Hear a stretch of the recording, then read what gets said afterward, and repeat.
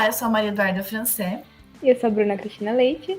E hoje é dia de mais um psicometragem A Loucura através das narrativas cinematográficas. E a análise da vez vai ser sobre o filme Era Uma Vez um Sonho. Esse filme aborda uma história de uma família do interior que se muda para tentar uma vida melhor. Contudo, as demais gerações passam por problemas e AJ tenta conciliar essas questões, principalmente com a sua mãe dependente, agora em sua nova jornada. Esse longa-metragem será analisado por uma dupla maravilhosa de profissionais. Mas antes de mais nada, se inscreva no nosso canal, deixe o seu like no nosso vídeo e nos siga lá no Instagram, @lapsme.tl, para acompanhar os próximos psicometragens. E também para participar da análise através de dúvidas que vocês podem estar enviando pela nossa caixinha de perguntas nos stories que sempre abrimos ao anunciar o filme do mês. Então fiquem com a gente, porque depois da vinheta vamos começar mais um psicometragem.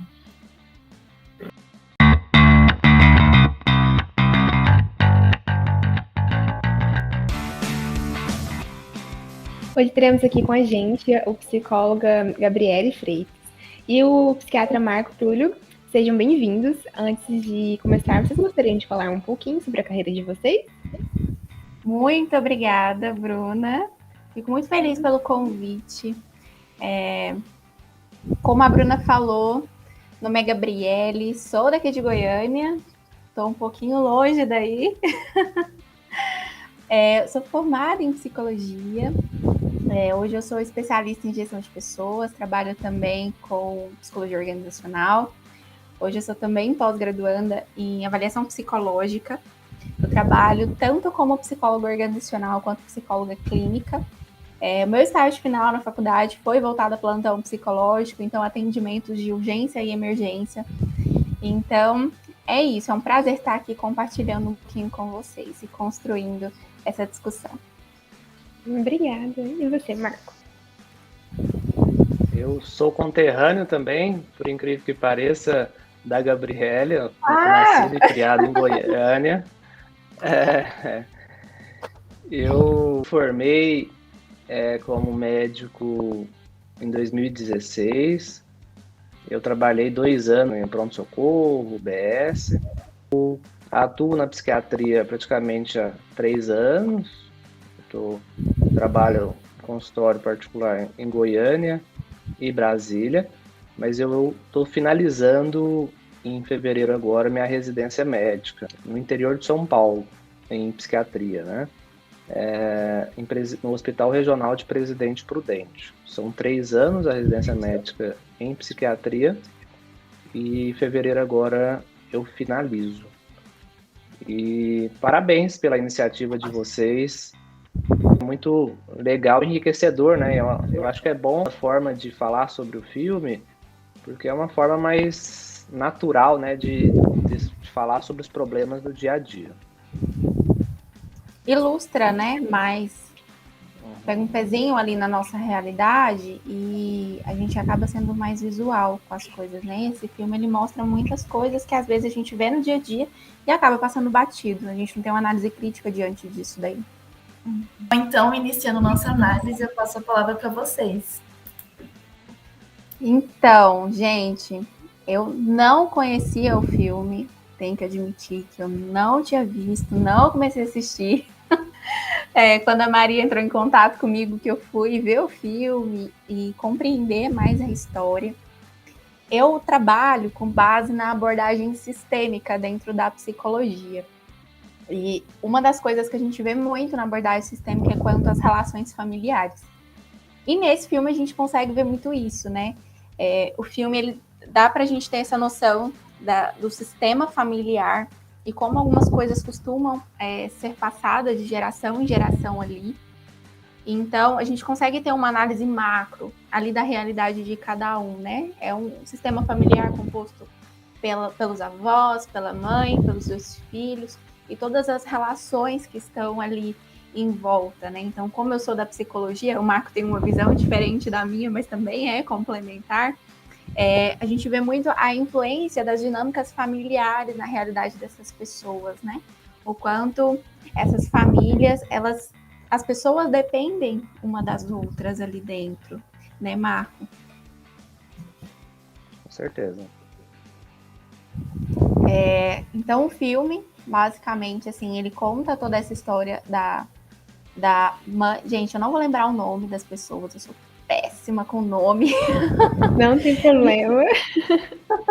Então eu vou chamar aqui da mãe, avó, os filhos, porque eu não lembro de nome, assim, não vou me arriscar, porque eu realmente não lembro. Eu vi o filme 2 vezes, eu não lembro.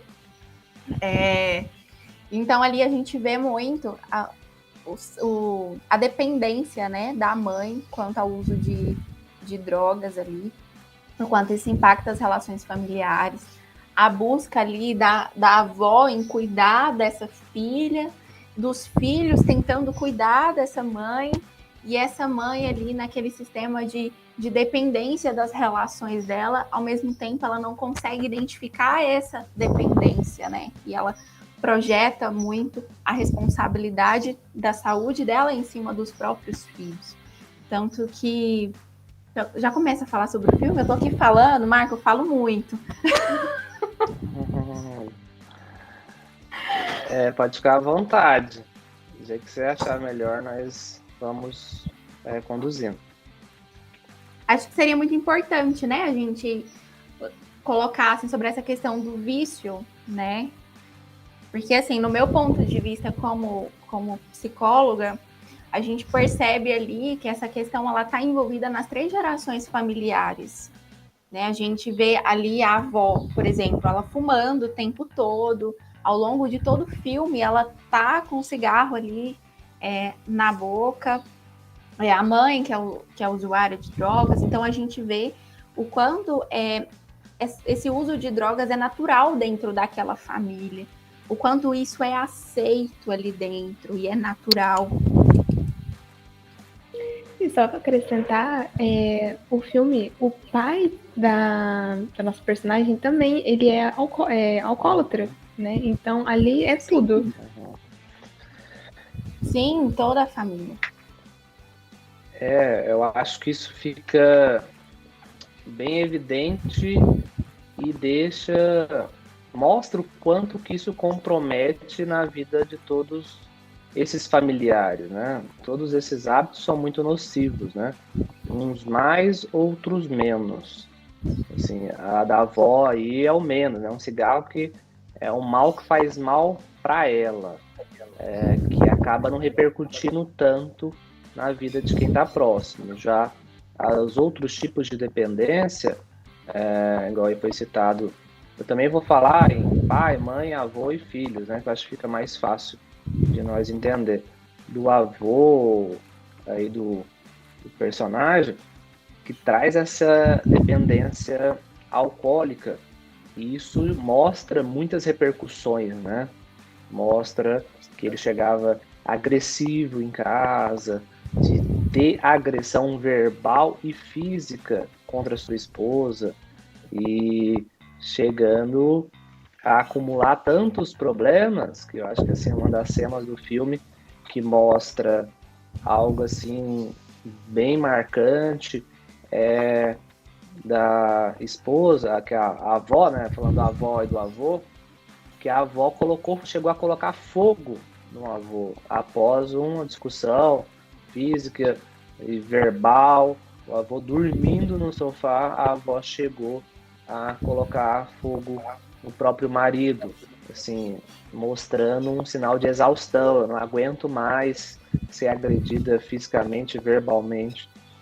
Então, assim, as consequências do alcoolismo já são mostradas nessa fase, nesse período do filme. E mostra o desenrolar todo do filme, principalmente da dependência. Não sei se pode falar das drogas, que fica assim, focado na heroína, né? Ela teve uma overdose de heroína, mas traz que aparentemente ela fez uso de outras drogas também, mas não cita muito. Mas aparentemente tinha uma dependência de múltiplas drogas, isso trazendo todas as complicações nessa família. Porque assim, essa mãe totalmente disfuncional, trazendo consequências sérias na vida dos filhos, até da mãe e do pai dela, e se tornando uma pessoa tóxica, que talvez que se não tivesse a droga na vida dessa pessoa, talvez tudo poderia ser diferente, né? E o que eu acho que vale ressaltar também é que essa personagem tinha uma vida assim aparentemente promissora no início, né? Teve um momento que ela fala que foi a segunda colocada em 400 alunos. Então, assim, demonstra ser uma pessoa inteligente, demonstra uma pessoa que inicialmente era estudiosa, que tinha, assim, tudo para dar certo, né? Assim, a perspectiva da vida dela era de que as coisas iam fluir, mas, devido a diversos fatores, ela não conseguiu manter esse brilhantismo assim no estudo e na sua vida pessoal, acabando indo por um rumo totalmente diferente, né? Apesar das dificuldades, ela conseguiu dar seguimento no estudo, né? As dificuldades formou enfermagem, mas mostra assim muito claro essas complicações na vida do paciente e dos seus familiares. E a Gabriele aí tende até mais do que eu e as suas consequências psicológicas, né? E isso interfere no caminhar de cada um. Assim, o filme mostra muito isso, né? Eu achei legal no sentido de que, igual também o personagem lá, não sei se você pode falar que é o principal, que é o advogado, ele toma atitude o tempo todo na vida adulta dele ali, aquela parte de adulta, o tempo todo ele está tomando atitudes. E a vida é feita de atitudes, né? E essas atitudes do dependente acaba muitas vezes levando a família para uma direção ruim, que tinha tudo, o dele era o contrário, né? Tinha tudo para ser ruim e se tornou bom. Porque quem cresce num ambiente familiar desse, a tendência é desandar, né? E teve várias oportunidades para ele desandar, né? A mãe com esse histórico aí, dependência de uso de substância, o ambiente que a mãe colocava ele, começou a conviver lá com o filho do padrasto, que também era usuário de droga, e foi um gatilho ali para talvez ele ir para o mesmo caminho da mãe, mas a avó sabiamente conseguiu interferir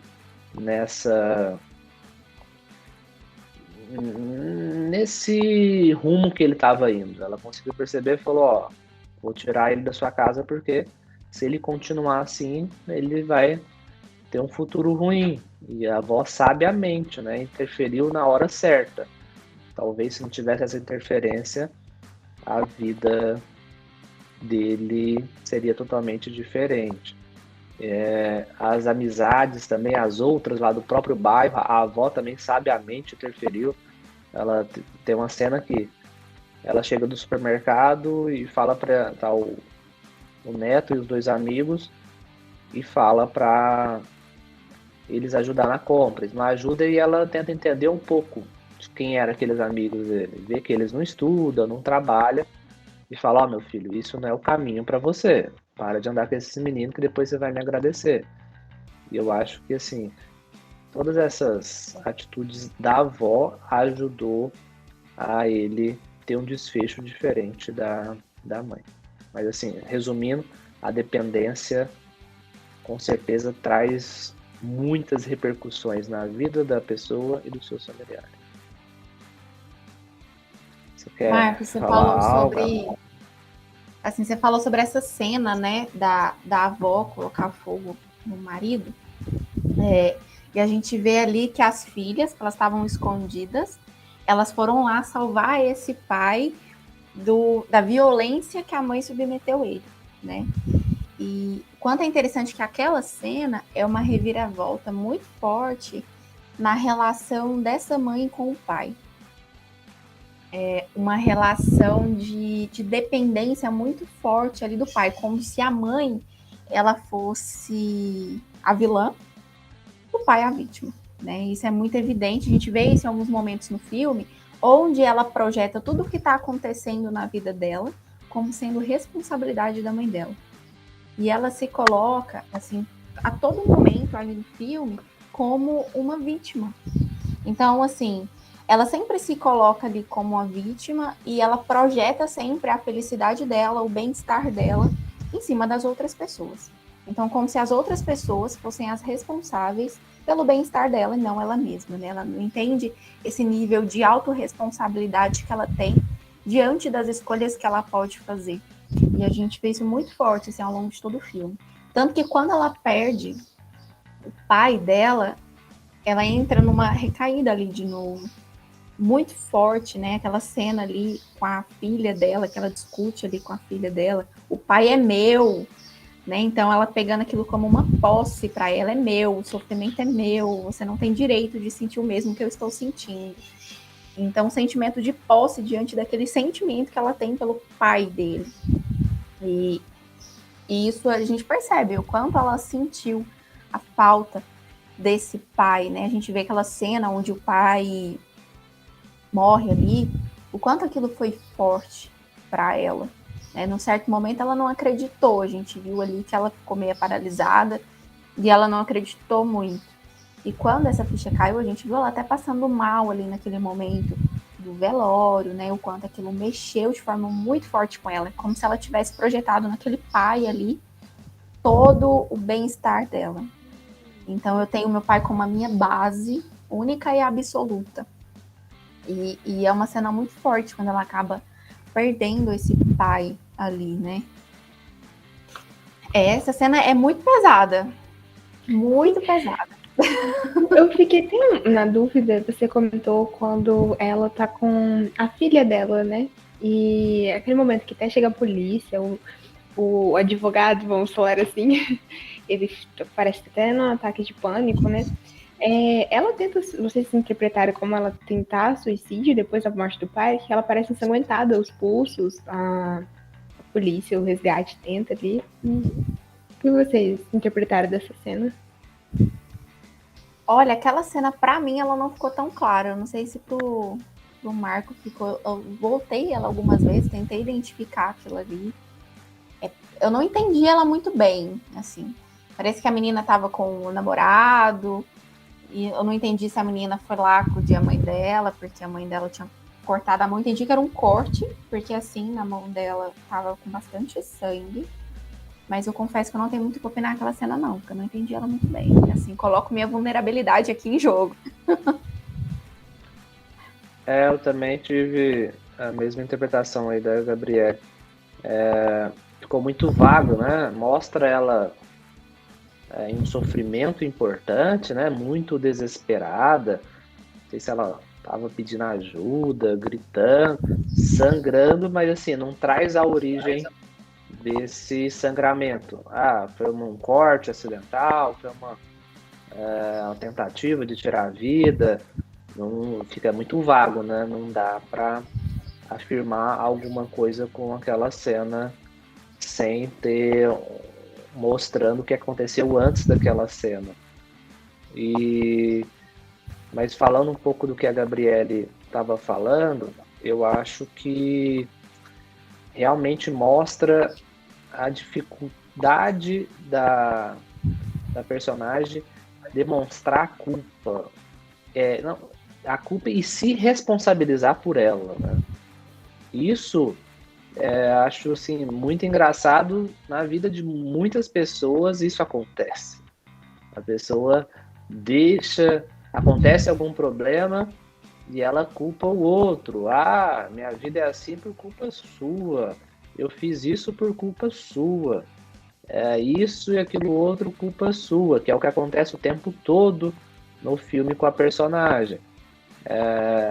Uma hora que eu acho que entra nesse assunto assim, que as duas discutem sobre isso, a mãe e a filha, é na hora que é chamada a polícia, porque ela brigou com o filho, estava agredindo o filho fisicamente e verbalmente, e elas entram nesse debate, né, de tipo assim, que a mãe joga, você nunca se culpa, você nunca se responsabiliza pela sua culpa, você sempre está culpando os outros, e uma hora alguém vai ter que tomar uma atitude.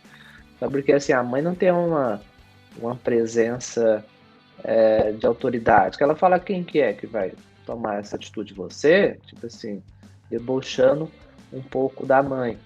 E isso, todos esses apontamentos, vale a reflexão, né?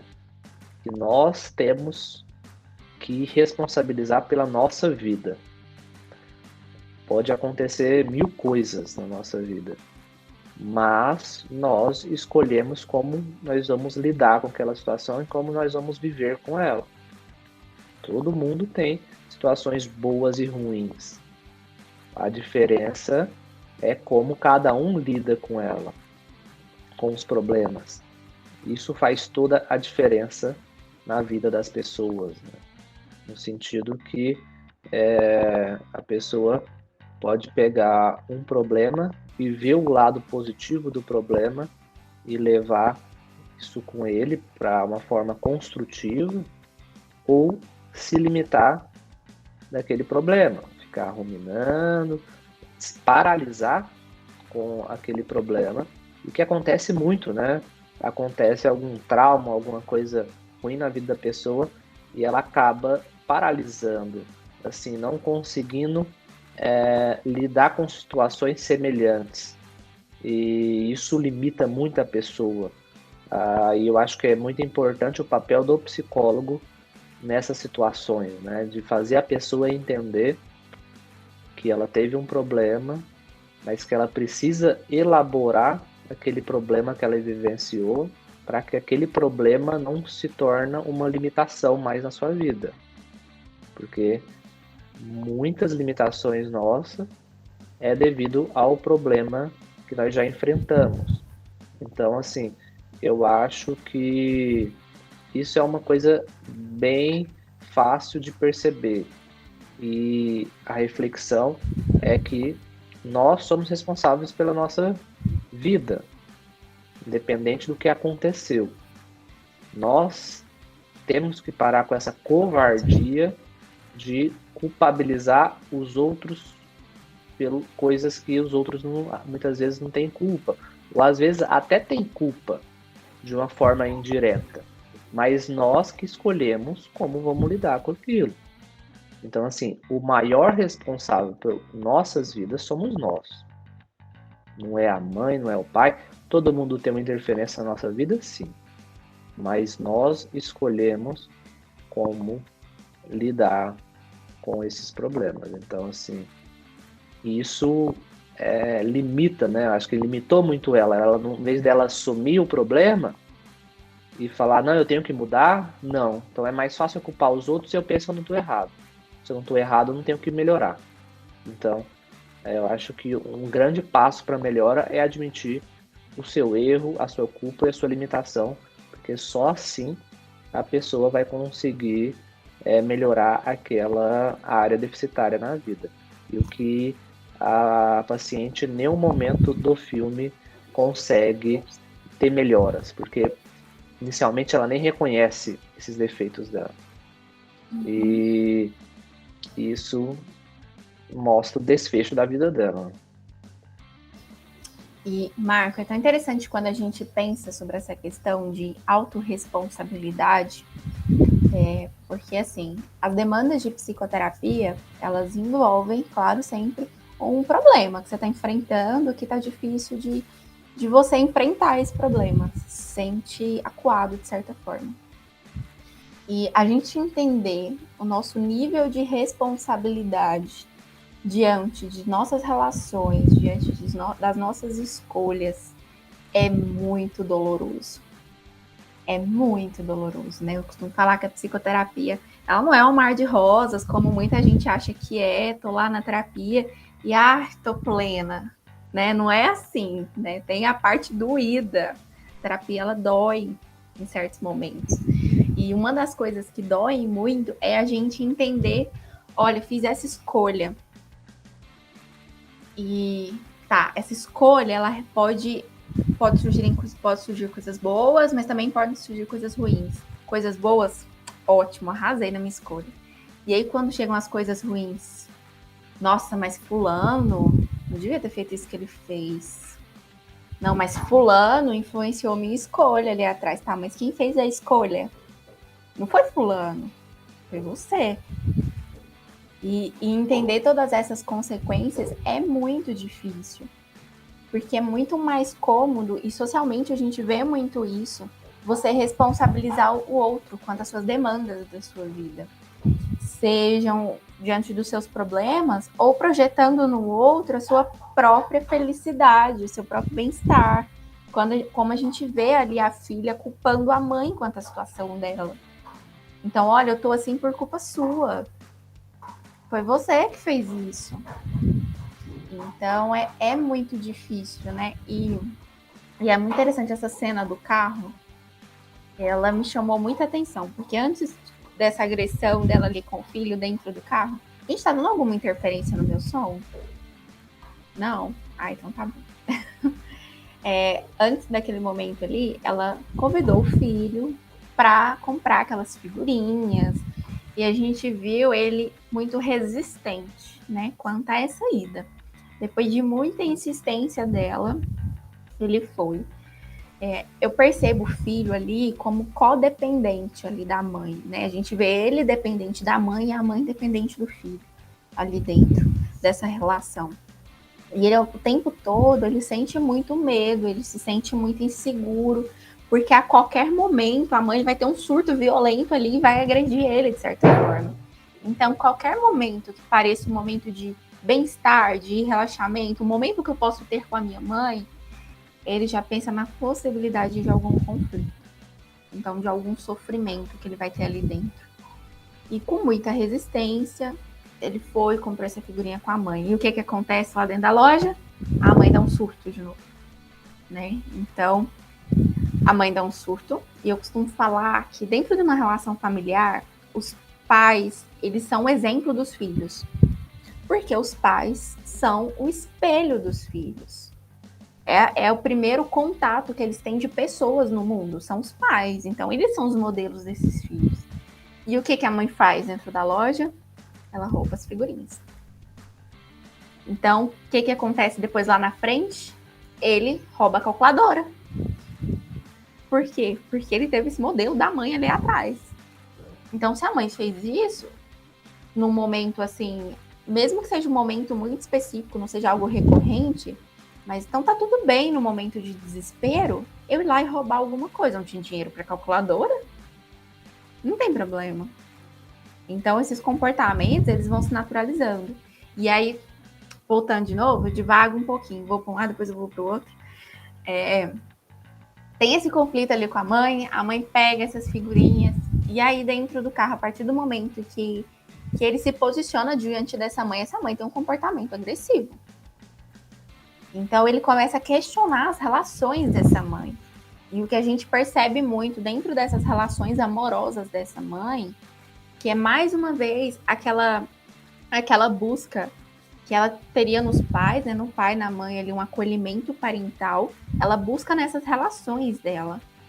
Então, essa felicidade, esse cuidado que ela não pôde ter ali dos pais, porque os pais também estavam vivenciando todo esse momento de dependência ali de drogas, né, enfim, aquela relação violenta, agressiva entre os próprios pais. Então, para fugir disso e ter um acolhimento que ela não teve com os pais, ela busca isso nessas relações. Por isso que ela casa com um cara que ela mal conhece. Então, por exemplo, eu não pude ter uma vida confortável com os meus pais, uma relação tranquila, onde tivesse uma relação ali de amor. Então, eu busco isso fora. Então, a primeira pessoa que ela vê que pode dar isso para ela não pensa duas vezes, então ela vai lá e se entrega nisso daí. Ela não pensa, a gente vê um comportamento muito impulsivo dela ali. Ela quer correr, ela quer ter uma vida diferente, mas ela não consegue elaborar as escolhas dela e as consequências dessa escolha. Então, ela nem conhece direito a família do cara. O cara tem uma plantação de maconha lá na casa dele, sabe? E ela leva o filho dela ali para dentro daquele contexto familiar. Então, completamente também instável ali dentro. Então, ela busca muito no outro essa felicidade, essa plenitude que ela julga vir do outro, não dela. Que entra mais uma vez sobre a autorresponsabilidade. E isso é muito sério, porque o filho dela começa a ter contato com com essas drogas ali dentro, o filho do cara lá usa também. Então, mais uma vez, entra a questão das gerações familiares em que o uso de drogas, sejam elas lícitas ou ilícitas, é natural. Assim como a violência, né? A gente vê, quando ele envolve com esse menino aí, ele começa a ter uns comportamentos que ele não tinha antes, porque é um modelo que ele tem ali como natural da relação com esse menino, mas também a relação familiar, que essa relação familiar, naturalmente, a violência tá ali. Então, ele também buscou comportamentos violentos, porque para ele isso é natural. Então, ele foi lá, pegou o carro da avó, enquanto a avó estava internada, e invadiu uma loja, quebrou essa loja, como se tá tudo bem. Antes dele chegar lá, ele assustou, tipo, nossa, meu Deus, o que eu tô fazendo aqui? Isso aqui é errado. Só que os amigos colocaram pressão nele, ele foi. Então não precisou de muita insistência, porque aquele contexto violento para ele já era algo naturalizado. E a gente vê muito isso no dia a dia, né? O quanto a violência pode ser natural. Então, por exemplo, em casos de violência doméstica, onde o pai acaba sendo agressivo com essa mãe, os filhos veem aquilo ali, acaba sendo natural você ser violento com a mulher. Tanto o rapaz ser violento com uma mulher, quanto a mulher se deixar viver essa violência como se fosse algo natural. Porque aquilo faz parte da dinâmica familiar dela. E tirar uma pessoa dessa dinâmica familiar violenta, ela tomar consciência do que é violência, é muito difícil, porque é algo enraizado nela.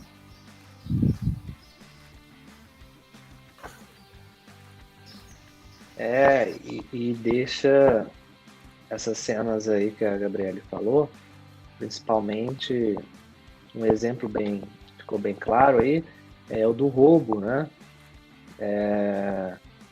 A mãe foi comprar, teve uma briga e acabou roubando as figurinhas da loja. E assim, a mãe não teve arrependimento daquela atitude. Eles saíram da loja rindo. Tipo assim, como se fosse uma diversão roubar. Ela demonstrou para ele, nossa, foi muito bom. Ah, não vou contar pro policial que era o namorado dela. Não, eu vou contar sim, porque foi muito divertido. Então, assim, passou uma imagem para o filho que roubar é divertido. Então, uma situação que ele precisou, o que ele fez? Falou, não tenho dinheiro, eu vou roubar porque eu preciso dessa calculadora. Aí eu achei bem legal a postura e a atitude da avó. A avó teve uma postura e atitude totalmente diferente da mãe, mostrando assim que o caráter da avó é muito melhor do que da mãe. Porque o que é o caráter? É um traço da personalidade, né? Do que a pessoa acredita, certo ou errado. E a avó ensinou isso para ele. Isso é errado. Se você fizer isso de novo, não sei o que ela usou lá, mas falou que o negócio ia ficar feio para ele. E foi lá, brigou com ele e comprou para ele. Mostrou como que é o certo. E a avó, que eu vejo assim, que ela que trouxe esses traços aí de personalidade legais para ele. De ter princípios que a mãe não demonstra ter muito. Então, assim, essa figura da avó foi o que salvou ele de desviar, de ele não entrar nas drogas que ele estava entrando, dele não virar um marginal, que ele estava tendo atitude de, desculpa falar de marginal, eles destruíram um patrimônio lá, um colega estava com problema no serviço e eles acabaram indo destruir o patrimônio lá porque o colega estava irritado com a atitude que tiveram com ele. E são atitudes que não justificam, né? Alguém me irritou, eu vou quebrar? Isso não deveria ser assim, não é correto ser assim. E ele estava indo nesse caminho. E relacionando a isso, é importante falar do poder da influência que as pessoas têm na nossa vida. Então a mãe estava tendo uma influência ruim. As amizades. Ele, desde o início do filme, ele mostra uma criança responsável, que o filme inicia ele indo tomar banho no rio e no caminho ele encontra uma tartaruga. E a tartaruga está ferida e ele pega essa tartaruga para ajudar e chega um amigo, ou colega, não sei o que era, e fala, é isso aí, a tartaruga está machucada, então joga ela para ver a maior distância você consegue jogar. E ele, não, eu vou deixar ela aqui que ela ainda tem como se recuperar, mostrando uma responsabilidade desde criança. E que essa responsabilidade dele, mais para frente, é meio que corrompida, não sei se é a palavra mais correta, pelos amigos. Que ele vai lá, mas ele emprestou, falou, tem um carro da minha avó, vamos lá. Mas ele não queria, tanto é que todo mundo saiu do carro e ele ficou paralisado dentro do carro. E os amigos, vamos, ele não queria fazer nada, quando viu ele estava fazendo. Então, assim, tem aquele ditado, indica quem é bíblica, né? Indica quem tu andas que eu te direi quem tu és, porque nós somos influenciáveis, nós influenciamos as pessoas. Então, assim, mais uma vez, a avó assertivamente atuou, tirando as amizades que ela não considerava como boa. A pessoa, o filho, o neto, a pessoa acha ruim quando um pai ou uma avó faz isso. Não entende muito o que está fazendo, mas assim, e ela falou, não, no futuro você vai me agradecer. E hoje, com certeza, quando é um filme de vida real, aquele personagem, aquela pessoa, vai agradecer muito a avó, né, de ter tirado aquelas influências ruins da vida dele. Porque se aquelas influências ruins persistissem na vida dele, a chance dele ser igual aquelas pessoas, ou parecido, igual ninguém é, mas pelo menos parecido com as atitudes, se tornam grandes. Então nós somos muito influenciáveis pelo meio que nós vivemos.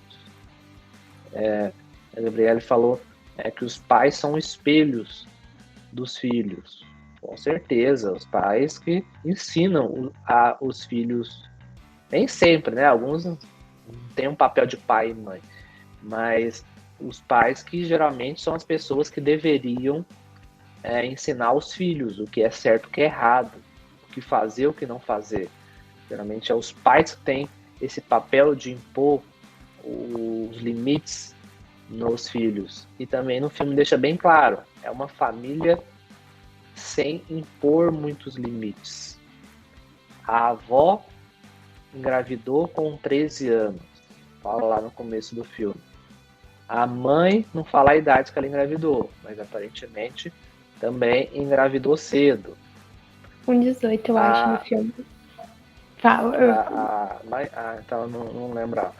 E então a avó, a mãe e a filha falava pra mãe, não vou engravidar não, quem engravida é burra. Quis falar que a mãe era burra. E quando vai mostrando o filme, a filha teve um monte de filho, aparentemente jovem também. Então, assim, isso tudo, uma família que conversa com seus filhos, instrui os seus filhos, evita muito isso. Minha filha, você tá querendo namorar? Vai falar a opinião, se acha certo, se não acha, mas se for namorar, tem vários métodos contraceptivos. Tem preservativo, tem anticoncepcional, tem DIU. Então, tipo assim, são coisas que uma família mais presente, mais atuante, assim, mais amiga ou mais instruída, consegue evitar. E nessas 3 gerações foram semelhantes, né? As 3 demonstram o filme um pouco de arrependimento de ser mãe tão cedo e as consequências, né, de ser mãe tão cedo, mas mesmo assim foi passado de uma geração para outra. E o que limitou muito na vida dessas 3 mulheres. E tudo isso é algo que nós temos que levar para as nossas vidas, para os nossos filhos, que a atitude que essa avó teve são atitudes que nós temos que pensar em ter. Que dependendo da companhia dos nossos filhos, nós teremos que ser firme. Falar, olha, pensar e conversar, justificar para o filho, ó, isso daí não é uma boa companhia, por isso, por aquilo. Eu quero para você isso, isso e aquilo. Porque se os pais não for firme nessas situações, o filho pode desandar. São coisas que os pais podem tentar atuar, né? O pai não tem esse 100% de poder, mas quanto mais instruir, mais conversar, mais orientar, menor as chances das coisas desandarem. Então, assim, essas atitudes da avó, eu acho que vale ressaltar que foram muito importantes na vida desse personagem para evitar esses fatores de risco, de adoecimento, de a vida ir por um caminho que ela não queria. É muito interessante. Não, assim, é muito interessante quando você fala da avó, porque no início do filme ela fala que a família é a coisa mais importante, né? Então a gente tem ali aquelas gerações passando e uma codependência entre eles mesmo, assim, muito intensa. E eu sinto muito na avó com o neto uma relação de culpa muito forte. Culpa no sentido de quem a filha é naquele momento, né? Então, nossa, minha filha é usuária de drogas hoje, então ela entende que ela tem uma responsabilidade em cima daquilo ali. Olha como minha filha está. Tanto aquela cena lá que ela está no momento de desespero, ela coloca o neto na frente dela e olha para mim, não olha para isso, olha para mim. Então ela quer tirar o neto ali daquele meio, então ela carrega uma culpa, e eu vejo essa culpa muito quando ela tenta tirar o neto desses momentos assim de influência, como o Marco falou. Então é assim, é imediato. Ela não pensa duas vezes. Ela tenta socorrer o neto de certa forma. Então, como se ele fosse a esperança de uma possibilidade ali diferente dessa dinâmica familiar. Então, como se ele fosse o último suspiro dela ali, sabe?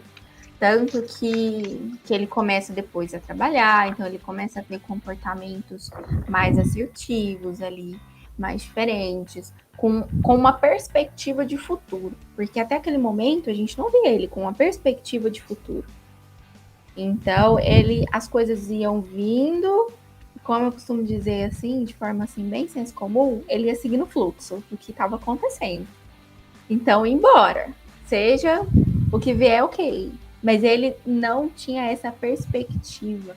Então, a partir do momento que a avó segura ele, assim, fala, olha, tenta ser assim, você é inteligente, você tem um futuro, colocando ele para acreditar nele mesmo, porque até aquele momento ele não acreditava no potencial dele. Então, a minha mãe foi a melhor na escola, mas olha como ela tá hoje. Qual perspectiva eu tenho se eu for melhor na escola? Eu posso ser igual a minha mãe. Então, para que eu vou ser o melhor na escola? Então, quando a avó pega ele, assim, mostra que ele pode ter um futuro diferente, abre um caminho para ele que talvez ele não teve acesso, né? Um caminho diferente. E a gente vê, assim, em certos momentos do filme, ele fala que ele tem 3 empregos, assim, quando ele já está na faculdade. Então, uma persistência, um nível de resiliência muito forte fora daquela dinâmica familiar. Então, estou focado em mim e no meu futuro. Quando ele começa a ter outras possibilidades ali, que envolve o trabalho dele, uma dinâmica de futuro, assim, melhor no ponto de vista dele, lá vem a mãe com overdose de heroína. Como se ele se sentisse bem e leve fora daquela dinâmica familiar dele ali, já que a avó não estava mais presente.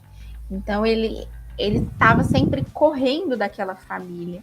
E a gente vê que ele sempre está correndo daquela família quando ele não conta para a namorada da família dele os problemas familiares dele.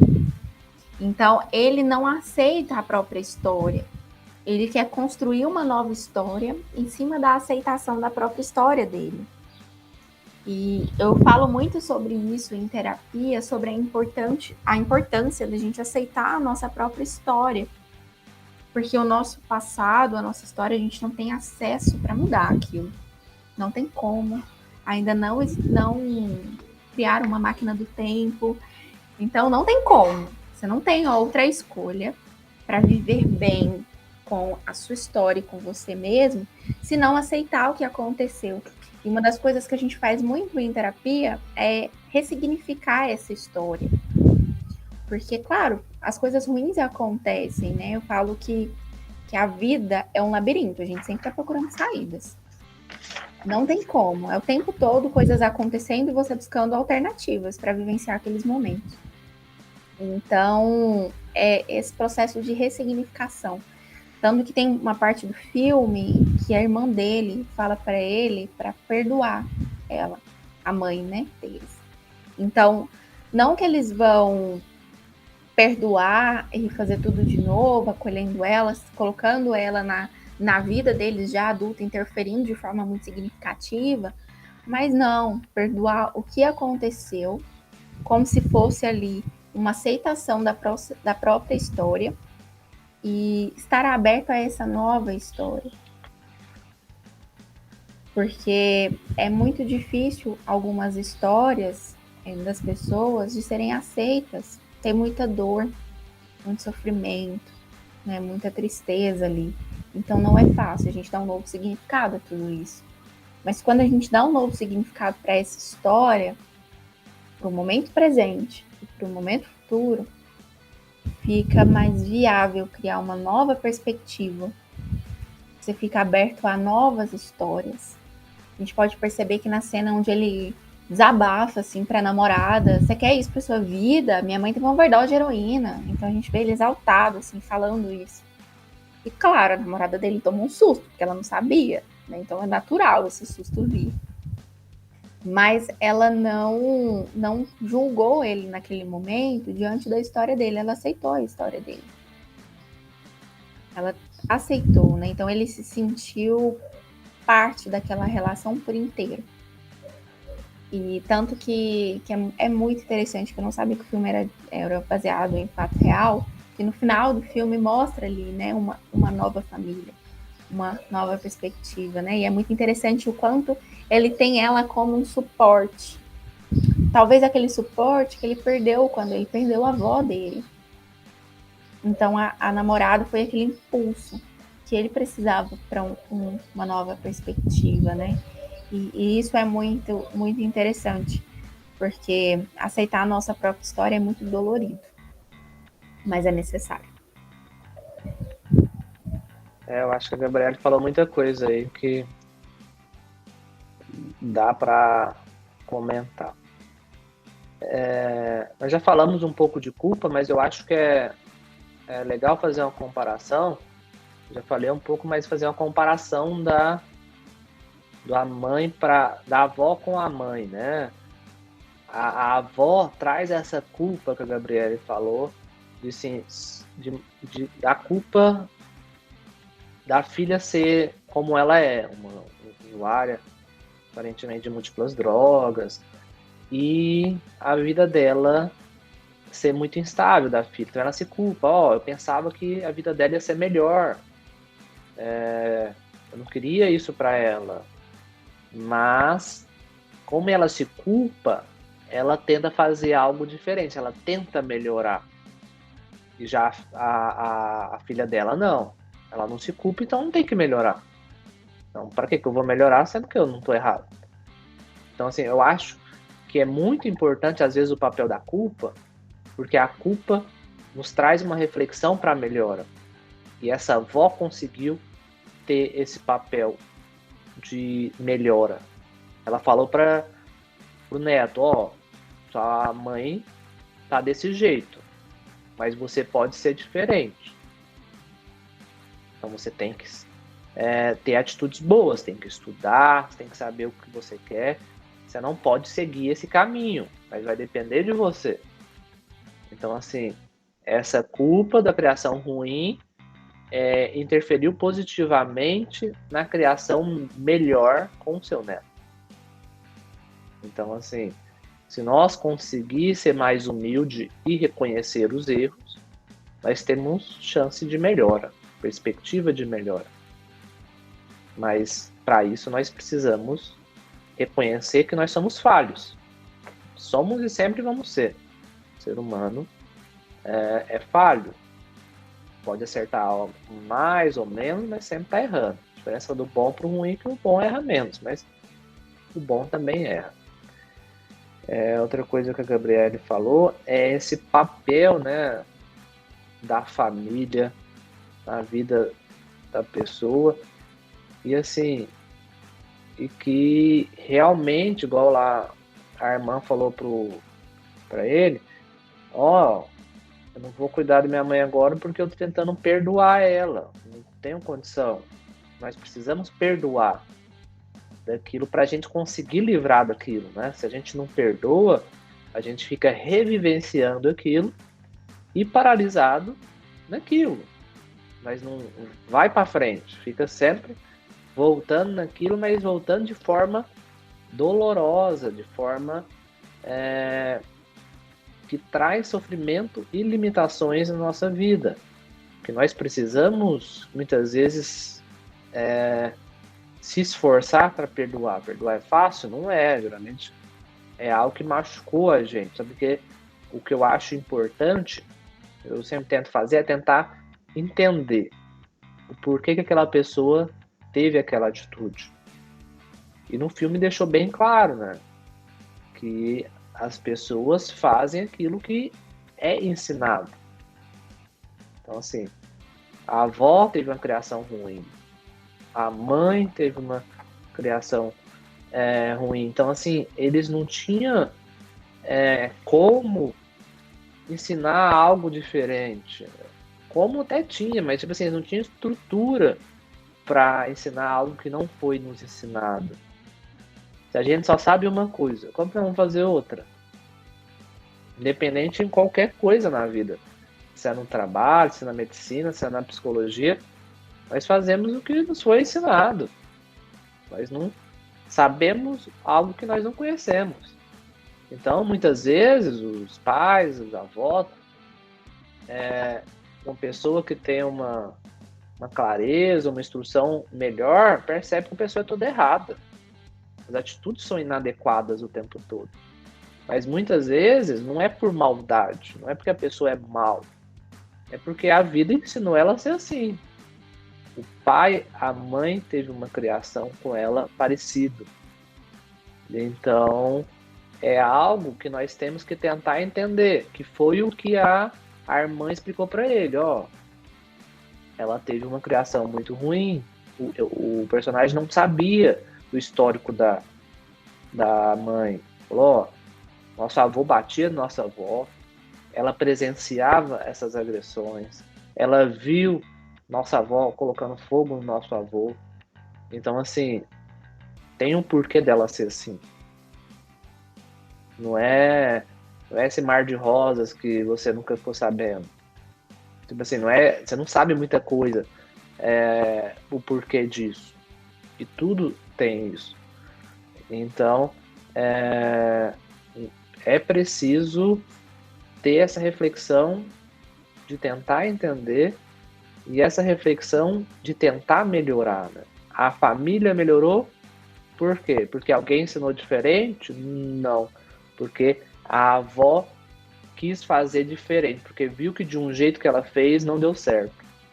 Então, com a sensação da culpa e a sensação de que tinha que fazer algo diferente, foi lá e falou, não, vamos colocar a ordem aqui. Então, nós temos várias formas de aprender. Aprender com o que nos é ensinado, aprender com os nossos erros. E aprender com os acertos também, né? É uma forma também de aprendizado. Porque, assim, o aprender com erro é mais doloroso, então é algo mais marcante. O mais correto é aprender com aprendizado. Você não errar tanto. Eu fiz daqui também dá certo. Então eu vou seguir esse caminho. Mas tem várias formas e na maioria das vezes a gente aprende mais com o que nos é ensinado e com os nossos erros. E tudo bem errar. Tem que parar de querer ser perfeito. Muitas pessoas querem ser o perfeito. Eu errei, acabou a vida. E fica ruminando, limita a sua vida. E eu vejo muitos pacientes assim que não quer aceitar o erro. Muita gente que tem uma personalidade assim mais um traço de perfeccionismo são pessoas muito limitadas no sentido de não aceitar o erro e sofrer muito. Então limita muito sua vida. Se torna muito limitada porque qualquer coisa está sofrendo. Porque não é toda hora, mas ela vai errar frequente. Então, frequentemente ela vai sofrer. E entender que errar é humano, é normal, e aprender com erro é mais sábio. Errei, nossa, não posso fazer mais isso, mas o que eu vou fazer para não errar mais? O que eu tenho que mudar? Quais as atitudes que eu posso fazer para que eu não erre novamente? Porque muitos seres humanos, o grande problema é que erra todo dia e não faz nada para ter um resultado diferente, e quer um resultado diferente. Então, assim, não existe resultado diferente se as atitudes não são diferentes. Então, são coisas que vale essa reflexão de tentar compreender mais o histórico da nossa família. E não só a nossa família, de nós mesmos. Às vezes a gente tentar refletir sobre por que nós somos assim. Mas eu acho que essa reflexão sobre nós mesmos é mais importante fazer com a psicóloga, né? A psicóloga é mais capacitada, instruída para trazer essas reflexões que muitas vezes a pessoa sozinha jamais vai conseguir chegar, por falta de estudo, falta de entender o ser humano. E no final do filme, ele fala um pouco sobre isso, né? Ele fala assim, mais ou menos, todo dia nós escolhemos quem nós tornamos. Ele falou também um negócio. E a outra coisa, ele reconhece que a família dele mesmo que totalmente disfuncional, ele falou assim, minha família deu oportunidade do que nunca tiveram. Assim, apesar de ter atitudes muito inadequadas à família, a maioria das famílias tenta fazer o que é melhor. Só porque às vezes o que é melhor para aquela mãe, para aquela mãe não é o melhor, e ela não sabe, mas ela tenta ter boa vontade, mas precisa de auxílio, né? De instrução, e acho que a psicologia ajuda muito nisso, né? Da pessoa se conhecer melhor, se aceitar, se perdoar os outros, porque só assim para nós conseguirmos ter uma vida saudável. Senão a gente fica vivendo aqueles fantasmas do nosso passado sempre e não vai para frente. Quer complementar alguma coisa, Gabriela? Marco, é interessante você falar isso da questão da família disfuncional, né? Antigamente se usava um termo de família estruturada, né? Família não estruturada, e havia umas comparações. Hoje a gente não utiliza esse termo mais dentro da terapia familiar, porque cada família tem a sua própria dinâmica, tem a sua própria estrutura e seu modo de funcionamento. E às vezes a gente vê algumas pessoas idealizando o modelo de família perfeito, e não tem muito a ver com o filme, mas eu acho importante destacar aqui, porque o Marco também falou sobre a influência das redes sociais diante da percepção que a gente tem, principalmente dos modelos familiares. Então, lembrando que, assim, as redes sociais, as pessoas mostram o que elas querem mostrar. Então, elas mostram o melhor delas. Aquilo que realmente acontece dentro da dinâmica daquela família, a gente não tem acesso. Então, às vezes, acontece muito essa comparação das pessoas diante de um modelo de família, visto como modelo perfeito. Não existe uma família perfeita. Claro que diante ali do filme, a gente vê um modelo de família disfuncional, mas ela não é uma família desestruturada, porque ela tem a sua própria estrutura. Só o seu modo de funcionamento não é um modo saudável ali dentro. Né? Ela tem a sua própria estrutura que, de certa forma, funciona ali, né? Mas ela também tem os seus problemas, como qualquer modelo familiar. Então, não existe família sem problema. Não existe família que não tem discussão, que não tem desentendimento. Então, isso é natural em qualquer modelo familiar. No filme tem esse modelo mais problemático, que merece atenção, mas não existe família perfeita, né? E ali no filme a gente consegue ver outros modelos de família também, que mesmo que não seja uma família saudável, é uma família que tem sua própria dinâmica de funcionamento. Então, quero muito ressaltar isso daqui sobre essa questão de modelo de família, a questão da comparação. Se a sua família discute, tudo bem, toda família discute, toda família tem problema, né? A questão vai sobre como essas discussões ocorrem, se a gente tem algum tipo de violência nessa família, modelo saudável ou não saudável. Mas problemas em qualquer lugar e com qualquer pessoa. Quer falar, Marcos? Não. O que eu acho importante de falar... Você quer falar alguma coisa, Bruno? Perdão. Não. Eu só ia complementar o porquê desse filme, né? Que a gente escolheu justamente no final do ano, a reunião das famílias. Então, a gente vê que geralmente tem discussão, aí tem também postagem, aí você vê assim, nossa, minha família é tão pequena, a família é tão grande do outro, essas coisas. Então, o porquê da importância desse filme, como que as pessoas podem se identificar com ele também, e ver esses traços das famílias diferentes e, como você disse, tá tudo bem, é a estrutura dali, como funciona. Agora pode falar, Marcos. Então, é importante o que o Gabriel está falando, que assim, entender que nem tudo é patologia. Não fala nem em patologia na psiquiatria, né? Fala em transtorno. Nem tudo é transtorno mental. Tem coisas que não são adequadas, mas que são esperados. Então, uma discussão na família é comum, né? Normal. Podemos falar normal é o comum também, né? Isso acontece em todas as famílias. Não existe aquele conto de fadas que o Gabriel falou de rede social, que ali nós postamos o que nós queremos postar, né? Mostramos a parte boa, nós queremos mostrar para o outro. Mas toda família tem seus problemas, suas disfunções.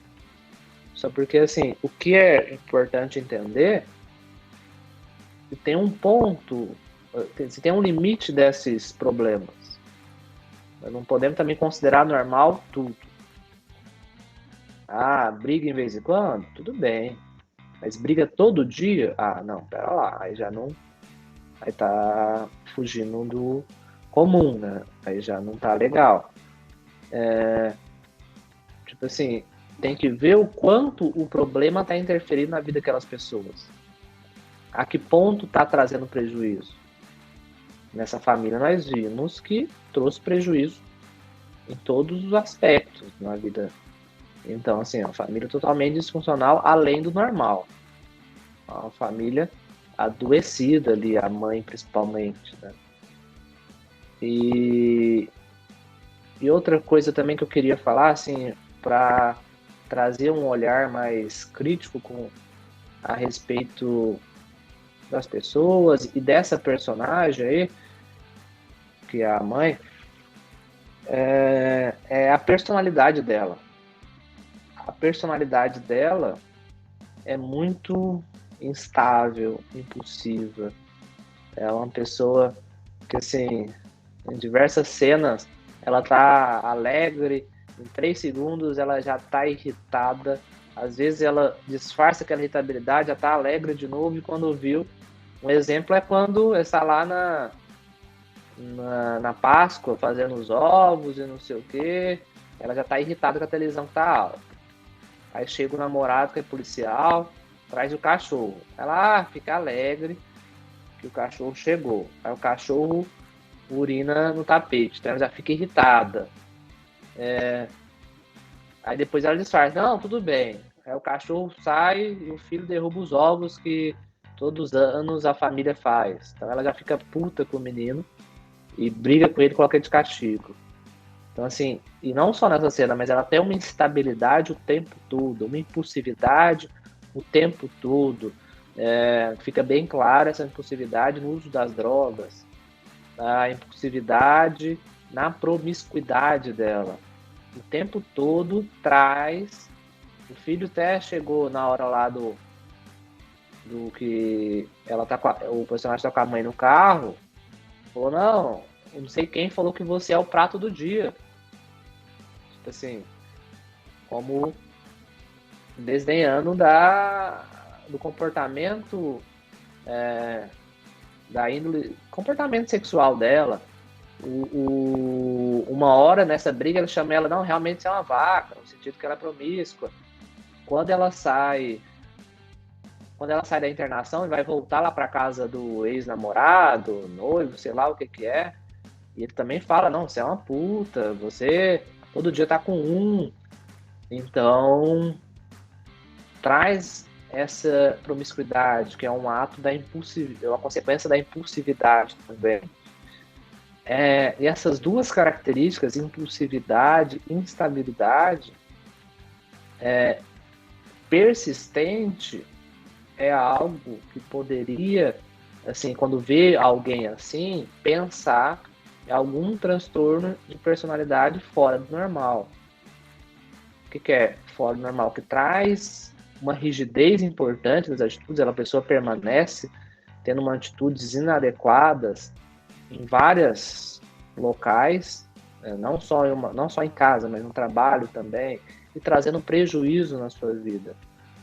Essas características que ela tem, poderia pensar em transtorno de personalidade borderline. Geralmente, as características principais são essas: instabilidade e impulsividade. Geralmente são 9 critérios, tem que ter 5, mas ela encheria critérios. Geralmente essas pessoas têm comportamento suicida, ou tentativa de suicídio. Tem 2 cenas que ela tem comportamento suicida, né? Quando ela acelera o carro, 2 cenas não, uma tem, a outra ficou questionável, nós questionamos aí. Uma quando ela acelera o carro, como ela ficou irritada com o filho, e se ela falar, se eu quiser matar nós dois, então ela tem um comportamento suicida naquela cena. E aquela outra que ela tem um comportamento lá desorganizado e tá com corte, não sabemos se foi uma tentativa de suicídio ou não. Geralmente essas borderline, elas têm uma raiva muito acentuada, elas são muito reacional a qualquer problema, elas têm uma distorção da sua própria imagem. Tipo assim, ela tem um medo de abandono muito importante. É que no filme ela demonstra pouco. Vai embora, ela faz uma chantagemzinha emocional, mas assim, essas pessoas têm um vazio muito intenso, uma das causas para se tornar dependente. Mas no filme não dá para falar que é um transtorno de personalidade borderline, porque ela até demonstra que desde o começo ela tem sintomas e atitudes de... no começo do filme, quando o menino era criança, ela mostra sinais de abstinência, ela mostra tremores. É uma cena que ele vai lá, ela tá chorando e pergunta, tudo bem? E ela tá tremendo, mostrando sinais de abstinência. Todo o tempo mostra ela usando algum tipo de substância. Então não dá para falar que é transtorno de personalidade borderline nesse filme, porque ela tá em uso de substância. O uso de substância altera a personalidade da pessoa e também não traz a vida dela na adolescência, vida adulta, assim, já começa ela já uma adulta ali, sei lá, uns 25, 26 anos, mas para falar em personalidade, geralmente nós temos que conhecer a pessoa desde sempre. Geralmente na adolescência começa a mostrar alterações da personalidade que não é normal. Então assim, não dá para falar, mas ela poderia ser um transtorno de personalidade borderline, sim, se ela tivesse as características antes do uso das múltiplas drogas. Se ela era assim antes das drogas, ela talvez também tem esse transtorno de personalidade borderline associado ao uso de múltiplas drogas, que é comum borderline estar envolvido em drogas. Mas eu acho que assim, vale essa observação. E também outra observação assim, mais da psiquiatria, é a respeito da dependência, dependente de qual seja ela, se é de múltiplas drogas, ou seja, uma droga específica, se era só heroína ou não. ou a dependência do tabagismo, a dependência do álcool também é mostrada no filme, são hábitos muito difíceis de ser mudados. Então, assim, dos dependentes, a dependência química é uma área, assim, se a pessoa não entender e conhecer muito bem dela, é um pouco frustrante, porque a pessoa espera no que ele faz ter resultado. E o resultado da dependência química não é necessariamente a pessoa ficar abstinente, não usar droga, sair da dependência química. Mas muitas vezes, porque assim, muitas vezes não é isso que acontece. A pessoa geralmente para, mas as recaídas são muitas. A minoria consegue abandonar esses vícios. E se a pessoa que trabalha na dependência química tem que entender isso. Eu vou trabalhar, mas é algo que é normal isso. Não é problema meu. É problema, às vezes, de várias coisas, mas a maioria não se recupera. E é algo muito difícil de tratar. Porque, assim, geralmente é uma coisa que é muito prazerosa. Geralmente as drogas aumentam dopamina, que dá uma sensação de prazer, de bem-estar muito grande, e aumenta muito dopamina, que faz ser viciante. Então, é algo muito difícil de lidar e de parar. Às vezes a pessoa, a personagem coloca, eu tento, já estou tentando várias vezes. Realmente tenta, não é um pouco da boca para fora, mas realmente tenta, mas é algo muito difícil. É só nós parar. Eu tenho alguns hábitos que eu tento mudar diariamente, quando eu vejo eu estou fazendo. Então, assim, mudar hábitos é muito difícil. Não é, hoje eu quero parar. Algumas pessoas acontecem, eu quero parar de tomar hoje. Para, sem remédio, sem nada, consegue. Mas é uma pessoa diferenciada, uma pessoa que está muito determinada para isso. Mas mudanças de hábitos é muito difícil. Então, assim, e tem que entender que isso é um transtorno. Tem um diagnóstico, a pessoa está adoecida. Não é uma pessoa apenas que o pessoal julga, é um vagabundo, é uma pessoa que não quer nada. Sim, é a pessoa que, naquele momento, às vezes ela até quer, mas ela não consegue obter o que ela quer. Mas é uma pessoa adoecida, que precisa de ajuda, de tratamento. Porque se essa mulher tivesse um tratamento e conseguisse melhorar, a vida seria totalmente diferente. E mostra também as internações. Mostrou uma internação quando ele era mais jovem e uma outra que estava tentando fazer. Tanto é que ele gastou o que ele tinha, o que ele não tinha, lá para pagar a internação e ela não quis. Mas assim, muitas vezes tem até uns tratamentos de redução de danos. Porque assim, o objetivo não é só a abstinência, é reduzir os danos que aquela droga pode causar.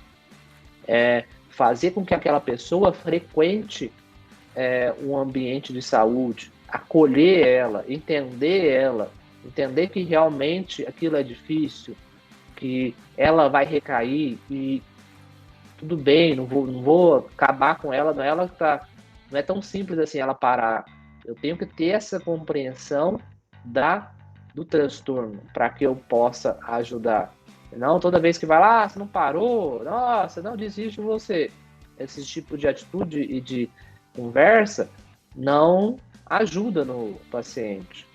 A pessoa que trabalha nessa área tem que entender que isso é esperado e que precisa acolher e que se conseguir reduzir os danos daquela pessoa usar menos, aquela pessoa conseguir se cuidar em vez de ficar na rua o tempo todo, conseguir ir para casa tomar um banho, de conseguir tomar um medicamento para tentar ajudar. Então, assim, tratamento de dependência química não é só a abstinência. O objetivo principal é a abstinência, mas muitas vezes é muito longe da realidade. A minoria consegue. Então, precisamos ter essa atitude terapêutica de reduzir os danos, de tentar entender, acolher, escutar, mostrar que você está preocupado, e a pessoa tem que mostrar que tem conhecimento. Não é esse passo de mágica, você vai melhorar, eu sou bonzão. Quem quer ser o bonzão, fazer dependência química e não entender que isso não acontece, essa pessoa é eternamente frustrada, não pode ir para essa área.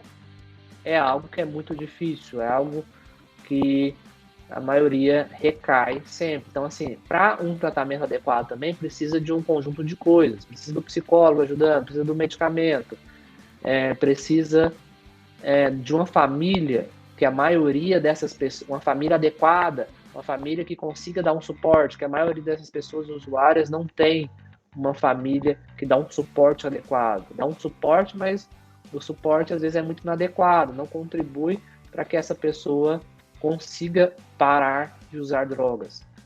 Então, assim, é muito complexo e precisamos, então o objetivo é assim, precisamos entender que não é tão simples assim. Ah, não para porque não quer. Às vezes até é, mas muitas vezes a pessoa quer sim, ela não dá conta.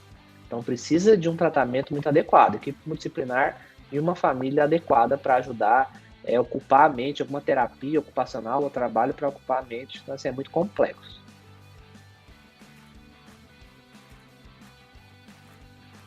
Eu só quero dizer que, gente, a vida real não é a propaganda de Natal da Coca-Cola. É bem isso mesmo. Fora das redes sociais, como estamos. Mas, Marco, queria agradecer por esse apontamento que você fez, trazer essa parte da medicina, né, do filme, assim, que é interessante. E, Gabriele, você tem mais algum apontamento para fazer também? Não, tranquilo, só queria deixar essa mensagem mesmo, para as pessoas não se apegarem à propaganda lindíssima da Coca-Cola. Não se encantarem tanto assim, não comparar suas famílias com essa família, que olha, na maioria das vezes são atores, gente, nem é real, nem conto para vocês, não é real. Ai, final de ano é só o que tem de propaganda de família é isso, é o Boticário, Natura, como se fosse a coisa linda, mas a gente sabe que existem as particularidades, né?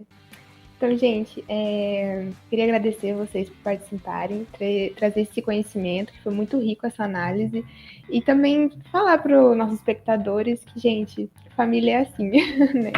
E, Maridade, tem alguma coisa também para falar, agradecer? Não, só agradecer a participação dos dois e dizer que foi muito bom, foi muito enriquecedor, e muito obrigada.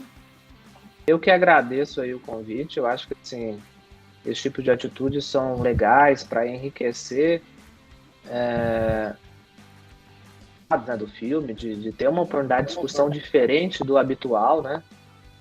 E também falar que quem tiver a oportunidade, assista o filme foi a indicação de Oscar, né? Não sei se foi do ano passado ou desse ano, mas sei que foi indicação de Oscar. Os personagens são muito bons, muito conhecido. Acho que o papel da mãe e da avó, ela já teve 6 indicações de Oscar, as duas, sabe? Porque nunca ganharam, mas sempre tá em indicação do Oscar. Então, assim, é um filme longo, muito tempo de filme, né? 2 horas praticamente, mas que vale a pena assistir e vale a pena ter essas reflexões que o filme traz, né? De tentar entender que é igual a vida não é um propaganda da Coca-Cola. A vida é difícil, a vida é complicada. Nós temos que aprender a lidar com essa dificuldade da vida. Parabéns também, meninas, pela iniciativa. Um prazer enorme conhecer vocês. Me conectar aí com o Mato Grosso do Sul. Não conheço. Marco, um prazer também te conhecer. Saber que você é goiano também é uma coisa boa. Essa iniciativa é incrível. Assim, eu sempre fui muito assídua nesses movimentos quando eu estava na faculdade. Isso é de extrema importância, a gente ilustrar um pouco, né, toda aquela teoria que a gente vê na faculdade, as coisas fazem mais sentido. Parabéns pela iniciativa de vocês. E o prazer foi todo meu conhecer vocês, o bate-papo com a Gabriele. Gabriele é muito boa nas suas colocações, muito bacana. E me coloco à disposição aí, qualquer coisa que esteja precisando, estou à disposição de vocês. Sim, obrigada, pessoal. Bom.